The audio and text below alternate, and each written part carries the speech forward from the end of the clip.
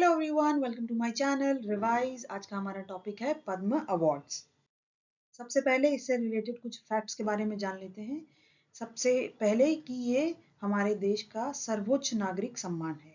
It is one of the highest civilian honours in India. ठीक है। और ये अवार्ड्स सभी प्रकार की गतिविधियों जैसे कि आर्ट यानी कि कला, सोशल वर्क यानी कि सामाजिक कार्य, पब्लिक अफेयर्स सार्वजनिक मामले, विज्ञान, science and engineering, trade and industry व्यापार और उद्योग, मेडिसिन चिकित्सा, लिटरेचर साहित्य, एजुकेशन शिक्षा, सिविल सर्विसेज सिविल सेवा जैसे क्षेत्रों में विशिष्ट और असाधारण उपलब्धियों के लिए प्रदान किए जाते हैं। ठीक है। और इसकी शुरुआत हुई थी 1954 में और इसकी घोषणा प्रत्येक वर्ष 26 जनवरी को की जाती है। ठीक है। अब जानते हैं कि इन अवार्ड को किन कैटेगरीज में दिया जाता है। इन अवार्ड को 3 कैटेगरीज में दिया जाता है। ठीक है। पहला है पद्म विभूषण।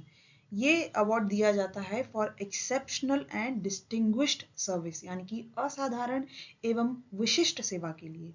सेकंड, पद्म भूषण यानी कि इसको दिया जाता है for distinguished service of a high order, Hindi में उच्च कोटि की विशिष्ट सेवा के लिए। एंड थर्ड इज पद्मश्री, इसको दिया जाता है फॉर डिस्टिंग्विश्ड सर्विस यानी कि विशिष्ट सेवा के लिए। अब बात कर लेते हैं 2025 की। 2025 में पद्म अवार्ड्स जिसको दिए जाने हैं उनकी भी घोषणा की जा चुकी है।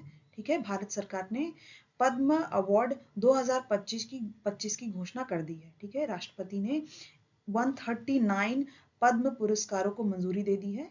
ठीक है। और इसमें एक जोड़ी भी शामिल है।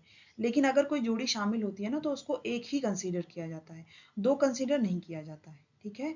और इस लिस्ट में 7 पद्म विभूषण है, 19 पद्म भूषण है और 113 पद्मश्री अवार्ड्स शामिल है। ठीक है। और पुरस्कार पाने वालों में 23 महिलाएं भी हैं और इस लिस्ट में 10 विदेशी हैं। ठीक है। और 13 मरणोपरांत पुरस्कार भी इसमें शामिल है पोस्टमसली। ठीक है। अब बात करते हैं एलिजिबिलिटी की। ठीक है। पद्म अवार्ड मतलब किसी भी रेस या प्रोफेशन या स्टेटस या जेंडर यानी कि जाति, लिंग, व्यवसाय, पद आदि के भेदभाव के बिना ये अवार्ड्स सभी को मिल सकते हैं। यानी कि ये इन अवार्ड्स के लिए सभी व्यक्ति पात्र हैं। ठीक है। और सेकंड क्या है कि सरकारी कर्मचारी और ऐसे कर्मचारी जो पीएसयूज में काम कर रहे हैं, पब्लिक सेक्टर अंडरटेकिंग्स में, वो भी इसके लिए एलिजिबल नहीं है सिवाय डॉक्टर्स एंड साइंटिस्ट के। इनको मिल सकता है, बाकी जो गवर्नमेंट एम्प्लॉयज हैं उनको नहीं मिल सकता। ठीक है। और वो लोग भी जो पब्लिक सेक्टर अंडरटेकिंग्स में काम कर रहे हैं। ठीक है। देखिए, और इसमें एडिशनल इन्फॉर्मेशन ये है कि इन अवार्ड्स को मरणोपरांत नहीं दिया जाता था। ठीक है। लेकिन अगर कोई खास मामला है या सरकार को लगता है कि इनको दिया जाना चाहिए, है ना, इससे पहले नहीं दिया गया था, तो वो जो जिनकी डेथ हो चुकी है उनको मरणोपरांत अवार्ड देने पर विचार कर सकती है और उनको दे सकती है। ठीक। अब अब बात करते हैं कि इनको नॉमिनेट कौन कर सकता है। ठीक है। जो सभी स्टेट या यूटीज की जो सरकारें हैं, यूनियन टेरिटरीज की सरकारें हैं या भारत सरकार के मंत्रालय या विभाग हैं और ऐसे लोग जिनको भारत रत्न या पद्म विभूषण मिल चुका है और इंस्टीट्यूट ऑफ एक्सीलेंस यानी कि उत्कृष्ट संस्थान प्रति वर्ष इसके लिए नॉमिनेशन भेज सकते हैं। ठीक है। और ये इसकी एक नॉर्मल प्रक्रिया है, एक सामान्य प्रक्रिया है। ठीक है।